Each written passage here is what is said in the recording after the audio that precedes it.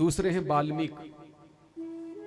वाल्मीकि जो प्रचेताओं के पुत्र थे,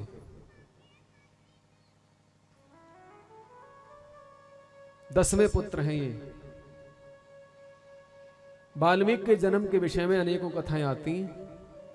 वाल्मीकि को लेकर के आज के समय में बड़ा ही भ्रम फैला हुआ है। कोई कहता है वो तो हमारे धर्म के हैं, हमारे जाति के थे और हम उनको मानते हैं, वो तुम्हारे नहीं थे, वो तो ऐसे थे वैसे थे। इस तरह से लोग कहते हैं। शायद ऐसे लोगों ने राम कथा नहीं सुनी है, तभी उनके बीच ये झगड़ा होता है। यदि वे एक बार वाल्मीकि रामायण को पढ़ लेंगे या सुन लेंगे तो उनका भी ये वहम निकल जाएगा।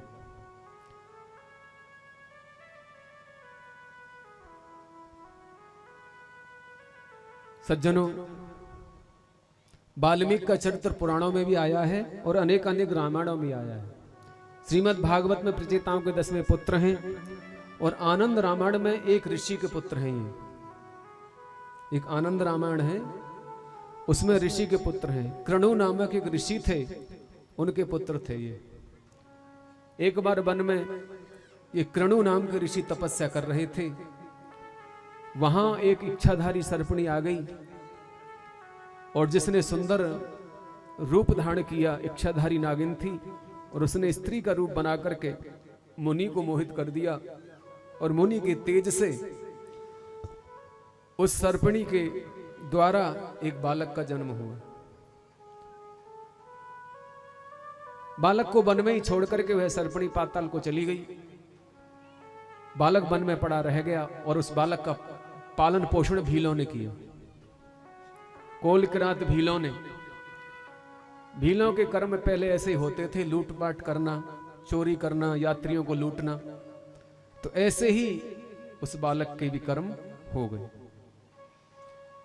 इनका नाम था रत्नाकर। ये कथा भी आपने सुनी होगी। बहुत बड़े डाकू हुए थे रत्नाकर, जो राहगीरों को लूटते थे। वे किसी को भी नहीं छोड़ते थे, साधु संतों को भी मार डालते थे, सबको मारता था ये वाल्मीकि रत्नाकर जो था। सज्जनों, एक बार नारद जी सप्तऋषियों के साथ वहां से जा रहे थे तो रत्नाकर ने इनको पकड़ लिया और कहा, जो भी तुम्हारे पास धन है उसे मेरे हवाले कर दो, नहीं तो तुम्हारे जैसे कितने महात्माओं को मैंने मौत के घाट उतार दिया। नारद जी ने कहा, अरे भाई, तुम एक बात बताओ, तुम किसके लिए ये पाप कर रहे हो? क्या तुम्हें पता है कि तुम ये जो पाप कर रहे हो इसमें तुम्हारा परिवार सम्मिलित है? क्या तुम्हारे इस पाप का भागी तुम्हारा परिवार होगा, जो तुम दिन रात उनका पालन करने के लिए पाप करते हो? तो वाल्मीकि ने कहा, मैं जानता हूं तुम मुझे भरमाने के लिए ऐसी बातें कर रहे हो, मैं तुम्हें छोड़ूंगा नहीं। कि नहीं, हम जाएंगे नहीं, हम तुम्हें वचन देते हैं कि हम यहीं बैठे रहेंगे। इतने पर भी वाल्मीकि ने उनको रस्सी से बांध दिया। विश्वास नहीं था और घर पे गए।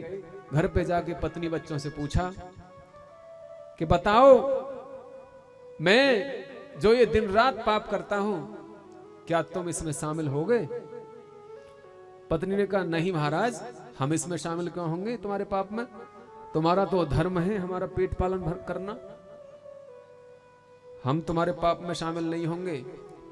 शास्त्रों में लिखा है, पत्नी पाप में शामिल नहीं होती, पत्नी केवल पुण्य में शामिल होती है, परंतु पति पत्नी के पाप में शामिल होता है, बिना करे भी। ये बहुत बड़ा रहस्य है। शिष्य पाप करता है तो उसका पाप का अंश गुरु को भी भोगना पड़ता है। पुत्र पाप करता है तो पुत्र के पाप का छठा अंश पिता को भोगना पड़ता है। पत्नी यदि पाप करती है तो उसके पाप का छठा अंश पति को भोगना पड़ता है। सेवक यदि अपराध करता है तो दोष स्वामी को लगता है, क्योंकि ये पराधीन है, इनके अधीन नहीं है। तो सज्जनों, पत्नी ने मना कर दिया। वाल्मीकि की आंखें खुल गईं, आके संत शरण ग्रहण की संतों ने ऐसी कृपा की, बोले जब तब तो होता नहीं था, बोले राम राम जपते रहना बस। बोले राम राम तो मुंह से निकलता ही नहीं है, बोले मरा मरा जपते थे। ऐसा आपने सुना होगा, मरा मरा जपते थे, और मरा मरा मरा मरा मरा मरा कहते कहते ही राम राम आ जाता है। मरा मरा मरा मरा मरा मरा राम राम राम राम आ जाता है।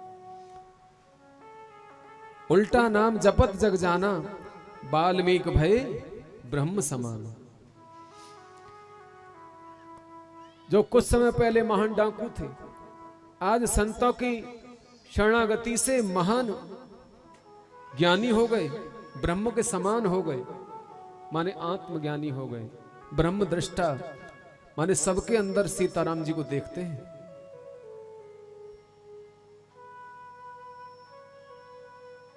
उनकी दृष्टि ऐसी हो गई थी कि संसार के प्रत्येक प्राणी के अंदर सीताराम दिखाई देते थे उनको। इसको कहते हैं ब्रह्म दृष्टा। ब्रह्म ज्ञान होना सरल है, परंतु ब्रह्म दृष्टा होना कठिन है। सिया राम मैं सब जग जानी, करो प्रणाम जोर जुग पानी। उल्टा नाम जपत जग जाना, बाल्मीक भय ब्रह्म समाना। उन्होंने नाम को जपा, जो उल्टा नाम ले रहे थे वो सीधा हुआ। संसार के लोगों ने जान लिया कि वाल्मीकि ने अब बुरे कर्म छोड़ दिए हैं, जपत जग जाना, तो लोग निर्भय हो गए। तो नाम की शक्ति से, नाम की भक्ति से वाल्मीकि महान ब्रह्म वेत्ता हुए। तो दूसरे वाल्मीकि और तीसरे अगस्त, नारद वाल्मीकि। देखिए वाल्मीकि ने श्री रामायण को लिखा है, और वाल्मीकि ने ही सबसे पहले शतकोट रामायण नाम का एक पुराण बनाया था। इनसे पहले इस मृत्यु लोक में कोई श्लोक ही नहीं था। एक मैं आपको रहस्य की बात बताऊं, वाल्मीकि से पहले कोई श्लोक ही नहीं था, कोई ग्रंथ ही नहीं था, कोई पुराण ही नहीं था।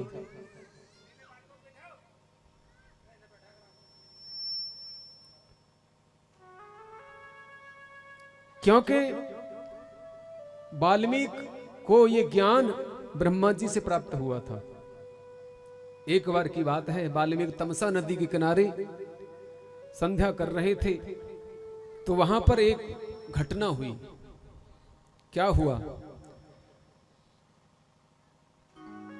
तमसा नदी के किनारे पर क्रौंच नर और मादा, ये क्रौंच पक्षी का जोड़ा आपस में विहार कर रहे थे। उसी समय एक बहेलिया ने बाण मार दिया। जो काम से पीड़ित नर और मादा थे, उनमें से नर को उस बधिक ने मार दिया बाण से।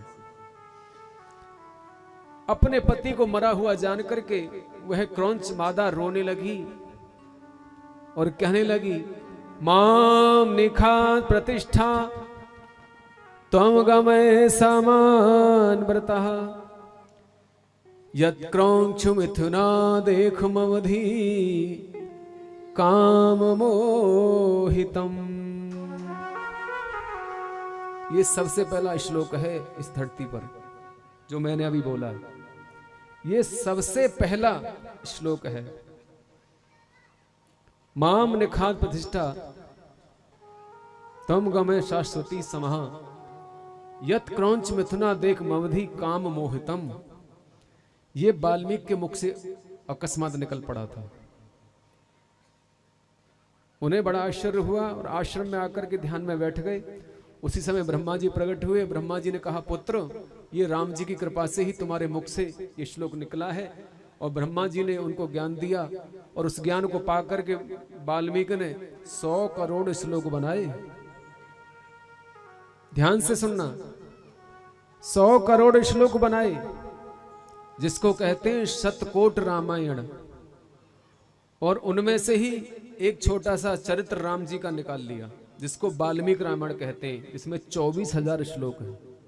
इसमें राम जी का चरित्र निकाल लिया, उसमें से ही श्री कृष्ण का चरित्र निकाल लिया, उसको भागवत कहते हैं। जितने भी पुराण हैं सब